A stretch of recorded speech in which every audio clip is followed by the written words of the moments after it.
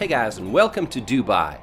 Dubai is a city and an emirate in the United Arab Emirates, known for luxury shopping, ultra-modern architecture, and sandy beaches.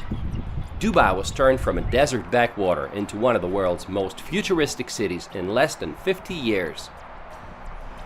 Where is Dubai located? In the eastern part of the Arabian Peninsula, on the coast of the Persian Gulf.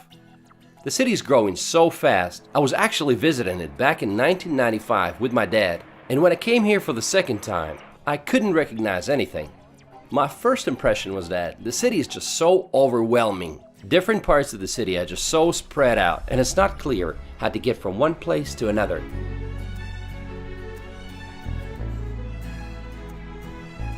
First of all, let's point out some cultural aspects. Although Dubai is the most liberal of the 7 emirates, it is still an Arab emirate, and much of its culture is influenced by Islam.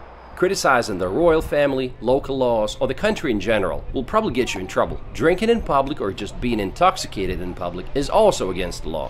When visiting public places, you gotta follow a certain dress code. Make sure you cover your shoulders and knees. Also, no kissing or hugging in public. You will hear a call to the prayer 5 times a day, no matter where you are, outside, in a mall, or at a business meeting. Filming people is basically illegal. You gotta ask for their permission first. Coffee good? Very good. The population of the city is 3.3 million people, and every year it increases by 170,000 people. You might be surprised, but the locals, or Emiratis, only make up about 10% of the population. Looking at all the luxury of Dubai, it might seem that everyone must be pretty wealthy around here, which is often the case for locals and some high-skilled expatriates coming from countries like the US, UK, and Canada.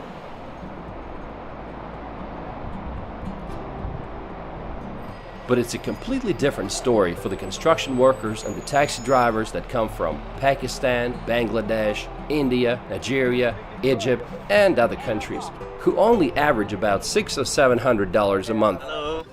Hi everyone.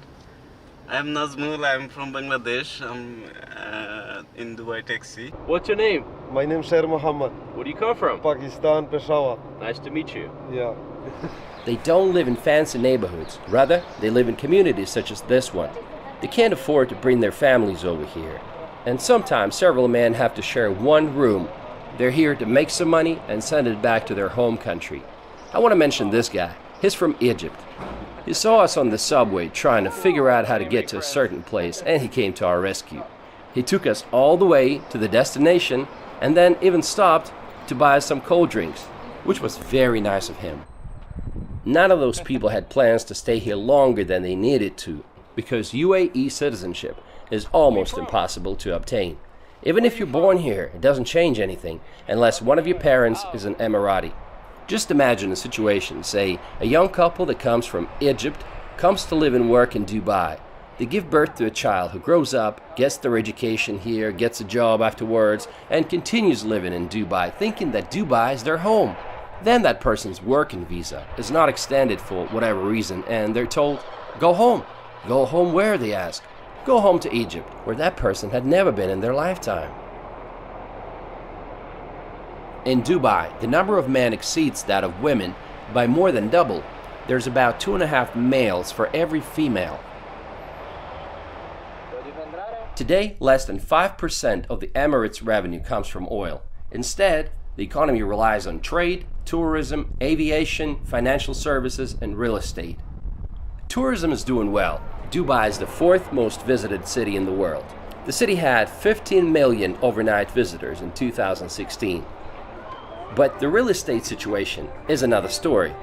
Those who want to invest in Dubai have to keep an eye on the market. Several years ago, Dubai already found itself in a difficult situation when it needed a $20 billion bailout from its oil-rich neighbor, Abu Dhabi, to escape a debt crisis caused by collapsing property prices.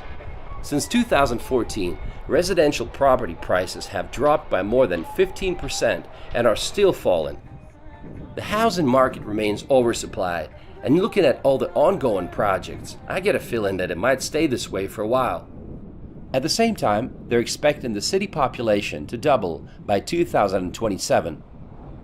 Everyone's betting on Expo 2020 to turn things around, for which Dubai is ready to spend $8 billion on infrastructure. Dubai has always been an attractive place to run a business for yet another reason: zero taxes.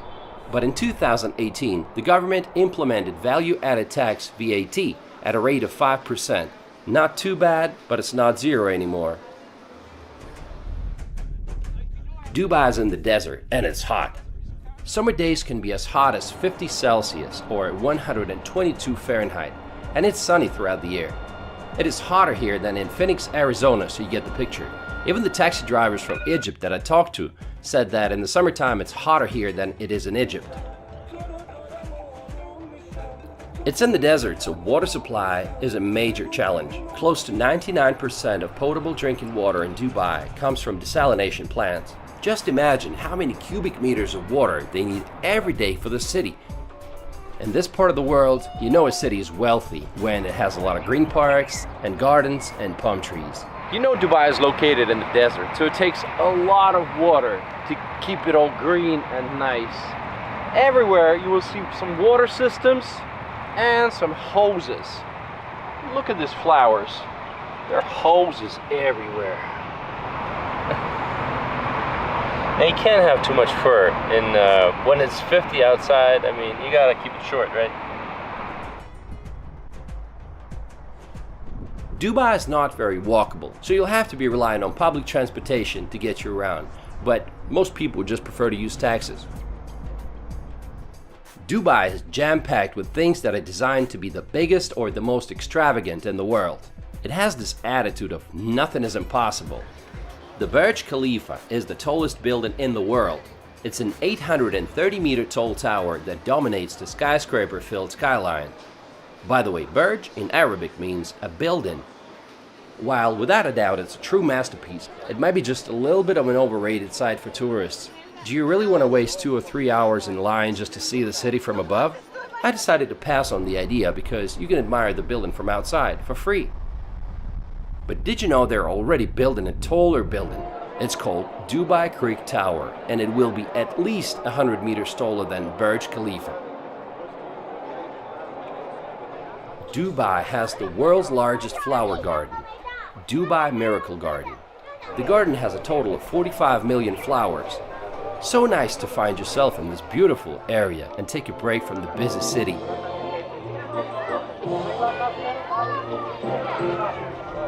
We are in the beautiful Miracle Garden in Dubai, and it seems like it's everything they've been lacking. All the greenery and all the different kinds of flowers. Dubai is basically a desert, and over here you feel like you're in Thailand, and it's just a wonderful place, and you should definitely visit that if you're in Dubai. During the summer months, the garden stays closed for obvious reasons. It's too hot. Oh, sorry about that. Man, sorry, I didn't see that, kid. Where do you find the best roads in the world? For 5 years in a row, the Emirates had been #1 when it came to quality of roads, according to Global Economy. And of course, if you have some super roads, you need some supercars, right?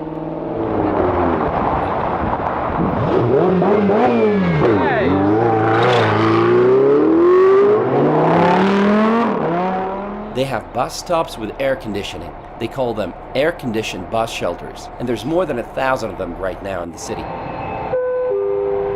Dubai has the world's longest fully automated metro system, where all trains run without drivers. Most of it above the ground. They have 2 lines, a green line and a red line. The red line goes along the main Dubai street, Sheikh Zayed Highway. There are 3 different classes of service: silver class, women and children only, and gold class. A ticket to the gold class is 2 times more expensive than usual. The best thing about it is it doesn't get crowded during rush hours. Public transportation in Dubai is pretty convenient, and the best way is to get a note card, which is good for subway, it's good for bus. The only thing it's not good for is monorail, which you have to pay separately. Dubai is also known for one of the most ambitious engineering structures of our time: an artificial palm tree archipelago, Palm Jumeirah, which added nearly 50 miles to the coastline. We are on the famous artificial island, the Palm. And over there you see the wave breaker, which goes around the island and it protects it from strong winds and strong waves up to 4 meters high. Atlantis de Palm is a luxury hotel resort located at the apex of the Palm Jumeirah. Among other things, it has Aquaventure Water Park and the Lost Chambers Aquarium that is home to 65,000 marine animals. Hi, where you guys from? From Sweden. Hello, Russia. Welcome to Dubai. Thank you. Okay, bye-bye. Bye. There's another Atlantis on the way. It's a $1.4 billion Royal Atlantis that is expected to be opened in 2020. You can travel the Palm Island on monorail, which is an entertainment by itself. There are many means of transportation in Dubai, and one of them is monorail. The ticket is very pricey. It's $5.5 one way. So let's take a look at what it's like on the inside.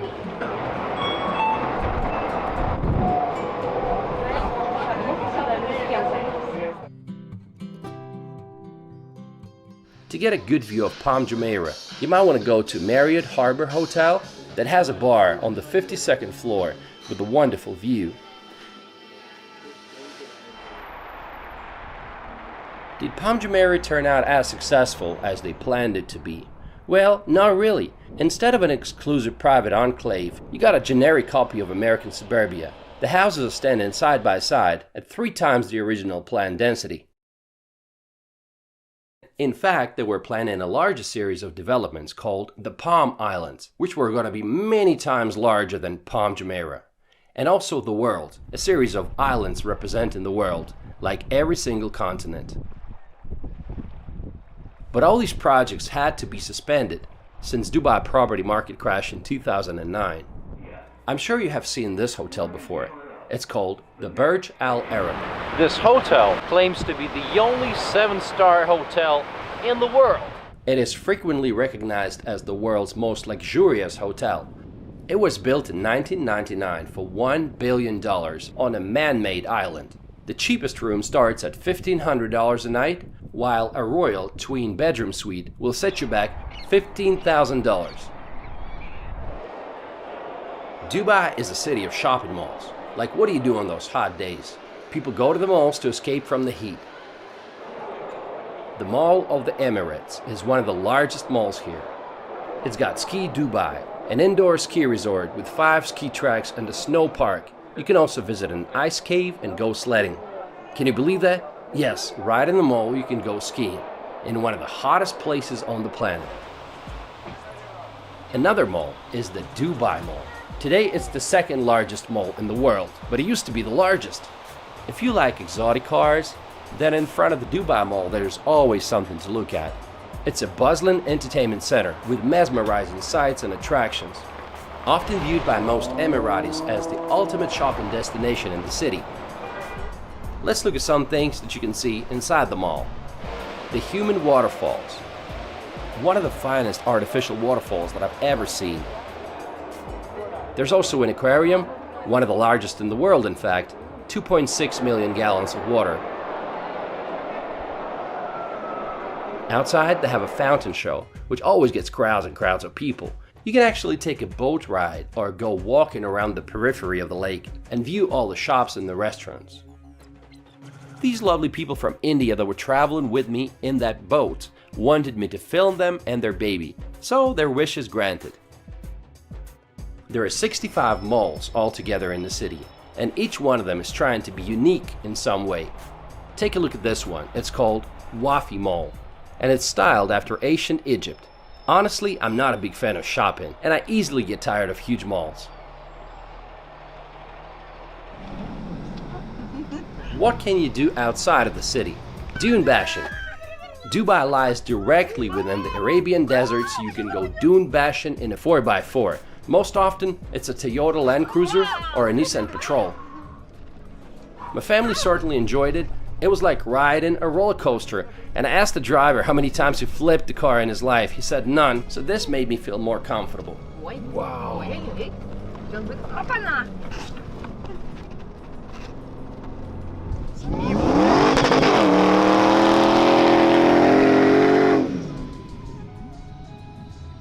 Hey Okay guys, so we are in the desert and you can do crazy things like that. They give you a professional driver and it takes you along the desert. Okay, the ride's very bumpy, but if you like stuff like roller coasters, you're gonna enjoy it. And on top of that, you can ride a camel if you want some nice pictures. But we're about to have some dinner, so let's go do it. There are other things to do in the desert like snowboarding on a sand dune, riding an ATV, and so much more. Well, I have zero experience, so I want you to see me fall. It's not even riding. Okay, I'll give it a try. Okay, guys. Chicken. Then they offer you a dinner and a show with dances and performances. Just to give you the scale, we had 700 people that night, and our driver said that there are altogether about 20 companies doing that in the city.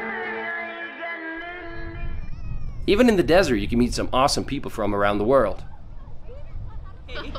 So, where are you from? I'm Swiss. I'm Canadian. You're Canadian? Yeah. But you said you live here. I do. Oh, okay. So, is it work related? Yeah. Oh, cool. And you're just visiting? Yeah, I've been here for a week now.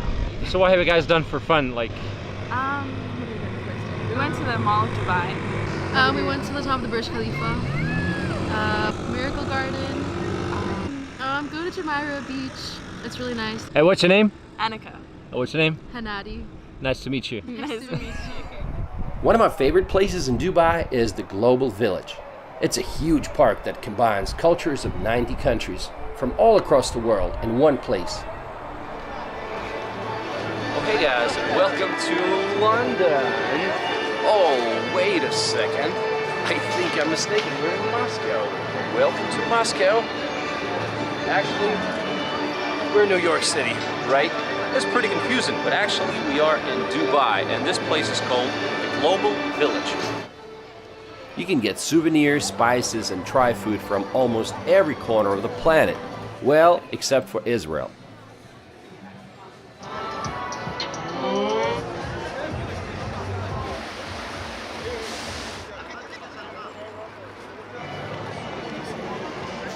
They got temples of Thailand, Forbidden City of Beijing, the Eiffel Tower, and so much more. And they also have different shows during the night. Like they have this monster stunt show 3 times a night with cars and motorbikes, and you can enjoy some incredible performances, fight scenes, drifting, stunt bikers, and they even had a tank.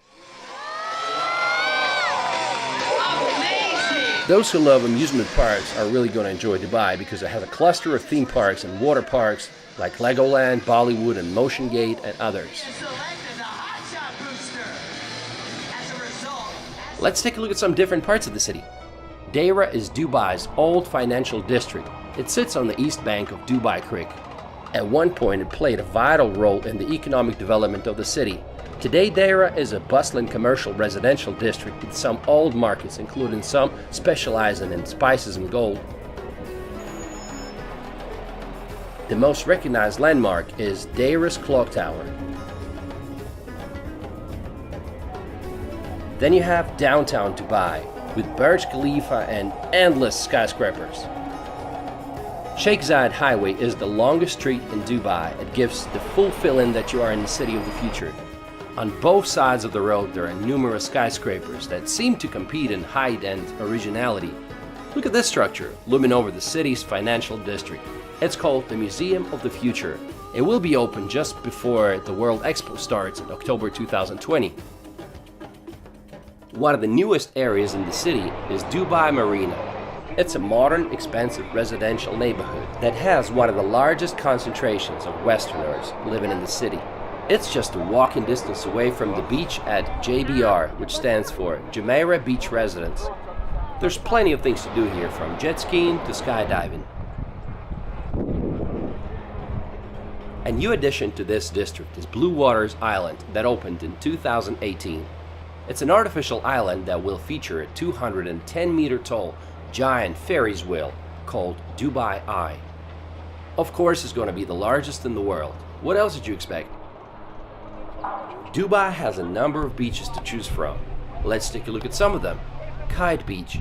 It is Dubai's sportiest beach, a favorite with many kite surfers. People come here to jog or play beach volleyball. There's also a skate park, an outdoor gym, and plenty of other things to do. Dubai. Where you from? Where you from? I'm from Alaska.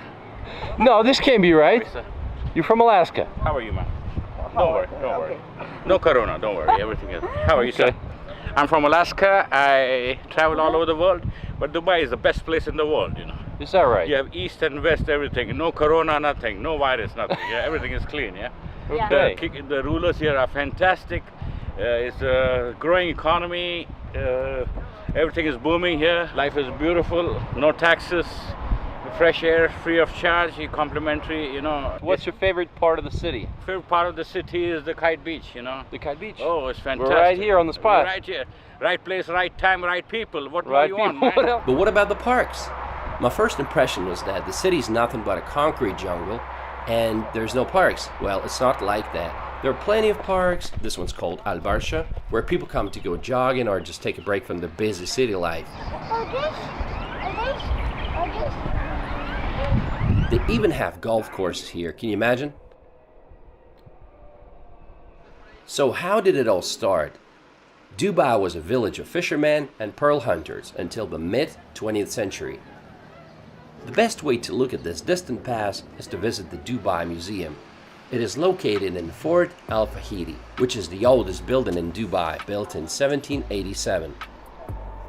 Pearl hunting was the main source of income for the local population back then, but the invention of artificial pearls by the Japanese in the 1930s destroyed the economy.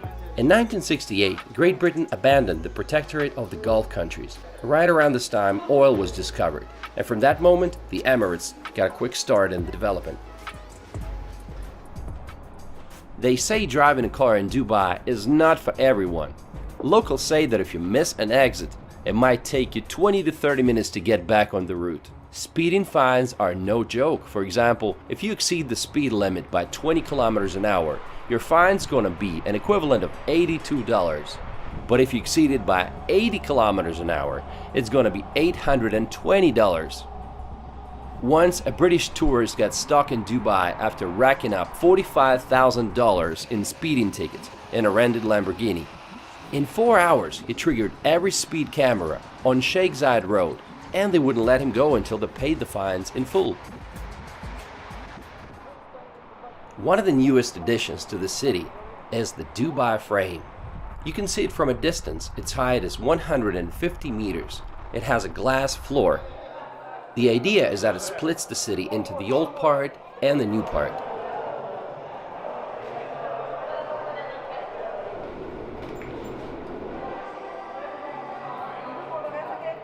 What's it like for the locals to live here? Emiratis, like I said, make up only 10 to 15% of the population. They get plenty of perks from the government, like $20,000 or more as a wedding present. Polygamy is allowed, so you can have more than one wife. There's an Arab joke about this. If you have one wife, she will fight with you. If you have two wives, they will fight for you. Recently, they introduced mandatory military service, so now Emirati men who have finished secondary school and aged between 18 and 30 will have to serve a year and 4 months. Did you know they have a Ministry of Happiness here? Sheikh Mohammed, who is Vice President and Prime Minister of the country and ruler of the Emirate of Dubai, said that he is not going to tolerate poor government services, and he declared that he would remove staff and officials who are not performing well. He's also known to visit government departments when they least expect him. One time he was visiting Dubai municipality, and he was surprised to find directors and senior officials not present at their workplace during his visit. They say Dubai has a development plan until the year 2070. That's impressive, but is it a comfortable city for foreigners? While salaries are competitive, they say that one of the biggest challenges here is to build a circle of friends. People come and go all the time, and to make friends with the locals is not that simple. Some people say that Dubai doesn't make them feel like they belong there. Some people told me that in Singapore, after work, you go drinking beer with the locals. But in Dubai, it's just not happening. There's internet censorship, and voice calls on Skype and WhatsApp are restricted. Be careful what you post on social media. There's been cases when foreigners got in trouble after posting something negative about Dubai on Instagram or Twitter. What about women's rights? While I'm not a big expert, but how do you explain numerous attempts of members of the royal family to flee the country? Just read about Princess Latifah, who tried to flee but got caught, and she hasn't been seen since March 2018. On the bright side, there's definitely been some progress. Dubai has recently loosened its liquor laws to allow tourists to purchase alcohol in state-controlled stores. They ended prison sentences for loan defaulters. Before, if you were late with payments, you could be sentenced to jail for up to 3 years. Now you just get a fine instead of jail time. The city is very safe, and that's despite the fact that it has millions of visitors from all over. And most importantly, it's a fun place to live in. It's a melting pot of different cultures, and there's so many events happening all the time. To me, Dubai is like the amusement park of the planet, where the most daring ideas are implemented. Some of them succeed and some fail, but everybody wants to come here and see it for themselves. And you can't help but admire the determination of Dubai to be moving forward. And I want to end this video with a quote from Sheikh Mohammed. The race for excellence has no finish line. I want Dubai to be number one. Not in the region, but in the world. Number one in everything: high education, health, and housing. I want to give my people the highest way of living. Okay guys, thanks for watching. I hope you enjoyed the video.